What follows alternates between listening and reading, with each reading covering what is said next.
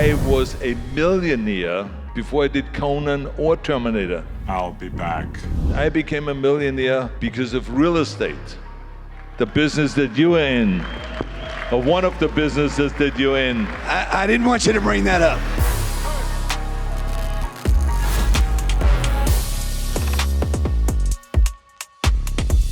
No, but it's true. I saved every penny. I saved every penny. Imagine that I did not have a blazer to go out in with the age of 24 or 25. I had nothing. I was just training and working and training and working and training and working and going to school, getting my degree, my business degree. And I was going around and doing seminars and exhibitions, and every time I made some money, I took the money and I stuffed them right here, my cash, into my boots. Because sometimes I was in England, sometimes in South Africa, sometimes in France, Canada, so I always was flying home. So I didn't want to go to sleep and have someone steal my money. So I was smart, so I stuffed my cash into my boots. Then I took them home, and then I put them in the bank. And that's how I saved up until I had $27,500, and then I put down money for a 6-unit apartment building. And then you didn't buy a house. No. You bought. No, because I tell you, there was a real estate woman by the name of Olga. Olga. She was from Lebanon, and she was Danny DeVito's height. She was like this, and actually pretty old already. I would say she was in her 60s. It's very unusual to work at that age. And she said to me, she says, Arnold, listen to me. You need income property. When you have a house or when you have a condominium, then you have to pay the mortgage and you have to pay for the expenses.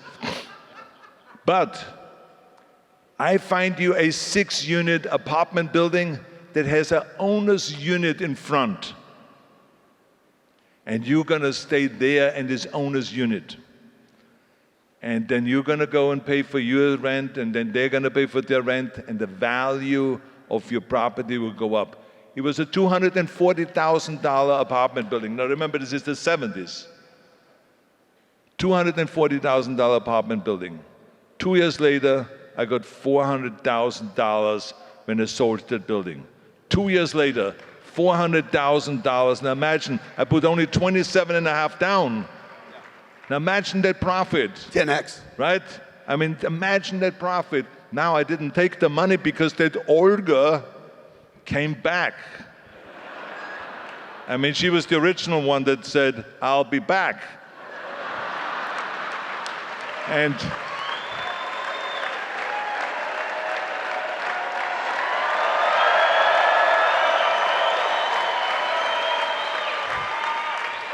that Olga came back and she says, don't you dare take that money.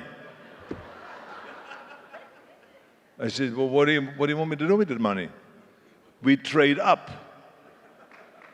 We trade up. He says, you get a 12 unit. I will find you the 12 unit in Brentwood, even in a better area. And you trade up. That's what we did.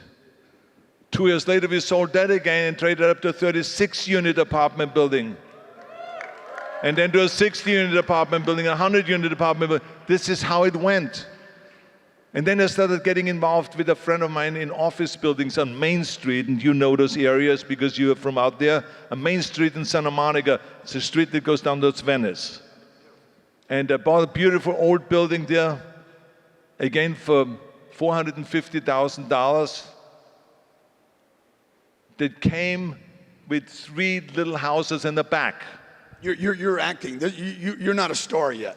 No, I'm not a star. I've done 2 little movies before, but I mean, I wanted to make sure that I make enough money so that I don't have to take stupid parts. Because when you're an actor, sometimes in order to make a living and to pay for your rent, you have to take stupid parts. And I didn't want to play a bouncer. I didn't want to play a professional football player that I was not. I didn't want to play a wrestler. I didn't want to play a stupid killer and be a villain. I didn't want to do any of that. I wanted to work my way up the career and be a hero. And so this is exactly what I did. So this is why I kept saving money and I kept making money. And in real estate, I remember it was like in the early 80s, I was already a millionaire now. And I felt really good about myself, that I didn't have to take those parts, and that I was multi-talented. You know, not only bodybuilding and knowing about fitness and about nutrition and about training and all those things, but here also as being an actor, being a successful actor, and also someone that knows how to make money, how to not spend more money that you make, how do you actually make money, put a certain percentage aside to invest in investments and all of that kind of stuff. And I always paid my taxes. So, but it was because I love this country. I didn't want an offshore corporation and any of those tricks. None of that. And you know something? It paid off. Because when I ran for governor, guess what was the first thing they do? They check into your financial background. Did you pay your taxes? Did you do this? Did you cheat on some of those things? So that's what happens. So they looked through all of my stuff. We put it all out there.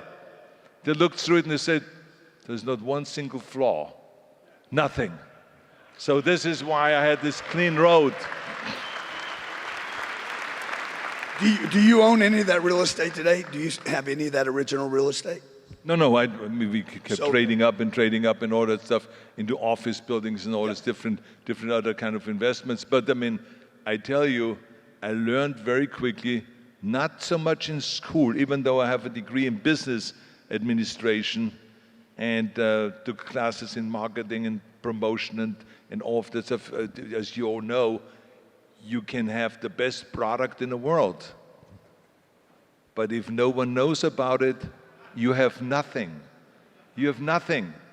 So this is why what Ted Turner said, early to bed, early to rise, work like hell and advertise. Okay, advertise, promote, articulate, and let people know what product you're talking about. And this is what is the most important thing about all of this stuff, no matter which business you're in. You're saying best product does not beat best known product. That's right. You got to be better known. You got to know how to sell. And this is why studios love to do business with me and have me act in their movies, because they knew that I was the only one of the actors that was thinking creatively on how to sell the movie, how to sell things. And so this is, if it's the book that I have written that was on a bestseller list for for 6 months, on the bestseller list, Be Useful. That book was very hugely successful, even though, like I said, this is not the business that I'm in. But I wrote this book and I just was really happy with the tremendous success. But it was because I went out and I sold it.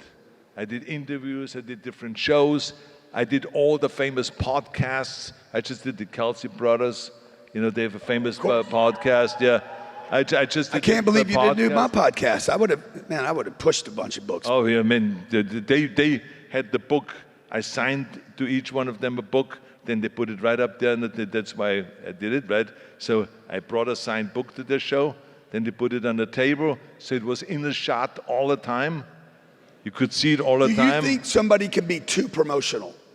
No, but you know, you have to be smooth about it.